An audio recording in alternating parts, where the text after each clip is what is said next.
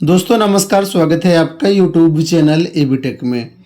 आज है 9 जनवरी 2024 और जान लेते हैं आज की महत्वपूर्ण खबरें जो आज के प्रमुख समाचार पत्रों पे छाई हुई हैं और आप लोगों के लिए बहुत ही इम्पोर्टेंट हैं। सबसे पहले यहाँ पर देख सकते हैं अपडेट दिया गया है पीसीएस इंटरव्यू को लेकर के कि पीसीएस के इंटरव्यू में भी छाए रहे राम। 6 बोर्ड गठित, पहले दिन बुलाए गए 90 अभ्यर्थी, 5 दिन में 451 देंगे इंटरव्यू। तो अयोध्या में 22 जनवरी को प्रस्तावित प्राण प्रतिष्ठा समारोह को लेकर के जहां पूरा देश राममय हो गया है, वहीं पीसीएस 2023 का इंटरव्यू भी इससे अछूता नहीं है।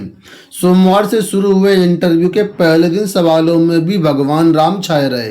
अयोध्या राम और प्राण प्रतिष्ठा समारोह को लेकर के अभ्यर्थियों से कई प्रश्न पूछे गए। पीसीएस 2023 के तहत 254 पदों पर भर्ती के लिए 12 जनवरी तक चलने वाले इंटरव्यू के लिए 451 अभ्यर्थियों को आमंत्रित किया गया है। इंटरव्यू के लिए कुल 6 बोर्ड गठित किए गए हैं। पहले दिन 90 अभ्यर्थियों को बुलाया गया है। अयोध्या सहित अन्य मुद्दों से जुड़े ज़्यादातर सवाल ऐसे रहे जो अभ्यर्थियों की समझ, उनकी तर्कशक्ति, ज्ञान, सोच, व्यक्तित्व, नेतृत्व और निर्णय लेने की क्षमता को परखने वाले थे। अभ्यर्थियों से पूछा गया कि पीएम अयोध्या में रामलला की प्राण प्रतिष्ठा करेंगे, ये धर्म निरपेक्ष होगा या नहीं।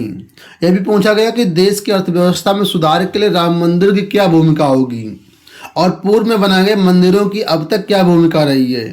राम ने सीता को वनवास क्यों भेजा और उनका निर्णय सही था या नहीं सही था। इस तरीके से कई सारे प्रश्न यहाँ पर पूछे गए। कुछ प्रश्न स्क्रीन पर भी आप लोग देख सकते हैं, जैसे कि आप अपने मित्रों को यूपी का कौन सा शहर घुमाना चाहेंगे और क्यों। इसके अलावा यहाँ पर देखिए कुछ क्वेश्चन ऐसे भी थे, अगर आप एसडीएम बनी तो इसे कैसे रोकेंगी। एक अन्य महिला अभ्यर्थी से पूछा गया कि अगर आप एसडीएम या डिप्टी एसपी बन जाती है तो नौकरी और अपनी लाइफ को एक साथ कैसे मैनेज करेंगी।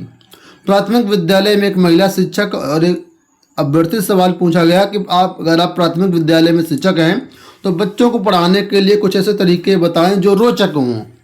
तो कुल मिलाकर के ये सारे प्रश्न पूछे गए। बाकी डिटेल्स के लिए आप लोग जो है इसको पढ़ सकते हैं।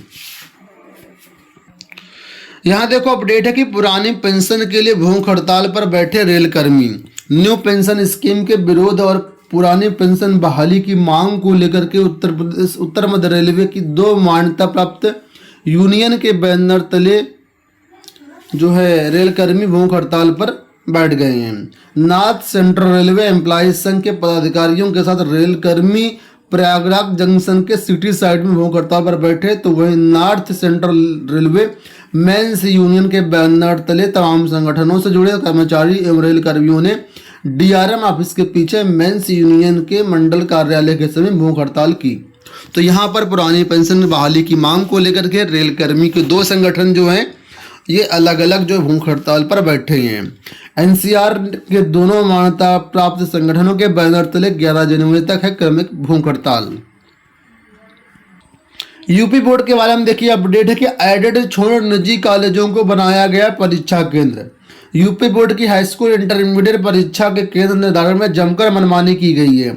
7 सितंबर को जारी की गई केंद्र निर्धारण नीति में प्रावधान किया गया था कि सबसे पहले राजकीय विद्यालयों को, इसके बाद अशासकीय सहायता प्राप्त विद्यालयों को, और इसके बाद भी अगर कहीं सेंटर नहीं मिल पाते हैं तब वित्तहीन विद्यालयों को जो है मेरिट गुणांक के आधार पर केंद्र बनाया जाए। लेकिन उसके उलट प्रयागराज के शहरी क्षेत्रों में हुआ है। यहाँ पर धड़ल्ले से निजी स्कूलों को केंद्र बनाया गया है, जैसा कि पूर्व के वर्षों में भी होता था।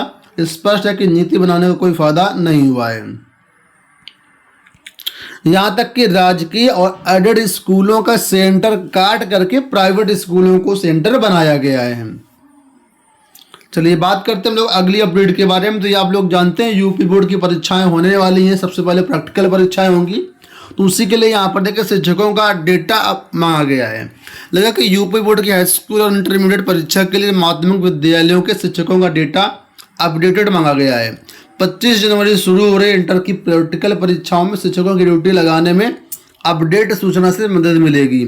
बोर्ड सचिव दिव्यकांत शुक्ल ने मेरठ, बरेली, वाराणसी, प्रयागराज और गोरखपुर क्षेत्रीय कार्यालयों के अपर सचिव को पत्र लिख करके क्षेत्रीय कार्यालय स्तर पर उपलब्ध अभिलेखों को और संबंधित जिलों के जिला वेतन निरीक्षकों से इसका परीक्षण कर अपडेटेड डाटा 10 जनवरी तक भेजने के निर्देश दिए हैं।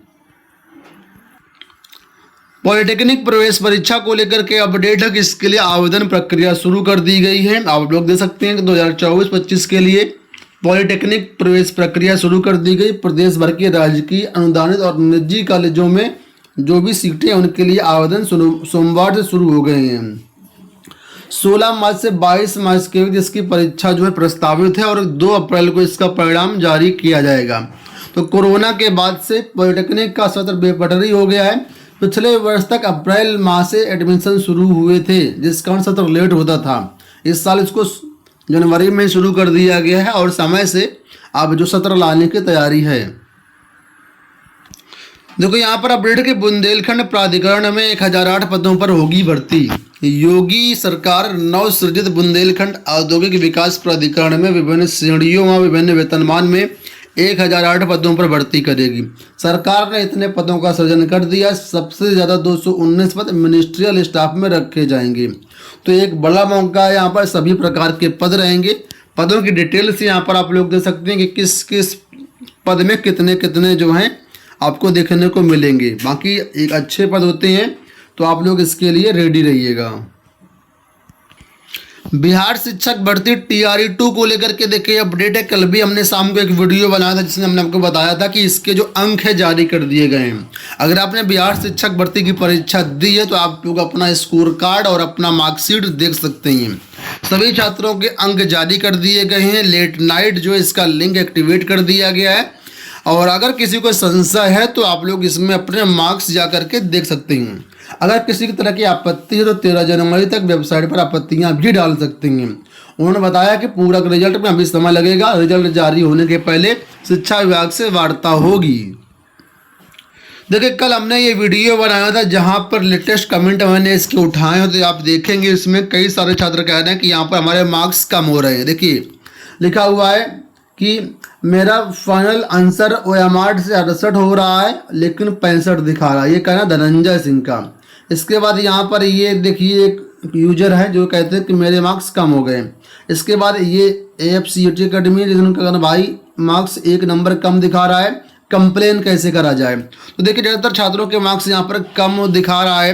बाकी आप लोग भी अपना मिलान कर लीजिए और अगर कोई आपत्ति है आपके मार्क्स कम दिखा रहा है तो आप लोग इसमें कंप्लेंट भी डाल सकते हैं। कंप्लेंट के लिए मैं एक अलग से वीडियो बना दूंगा कि कैसे कंप्लेंट डालें। बाकी BPSC की वेबसाइट पर देखिएगा, कहीं ना कहीं आपको ऑप्शन मिल जाएगा।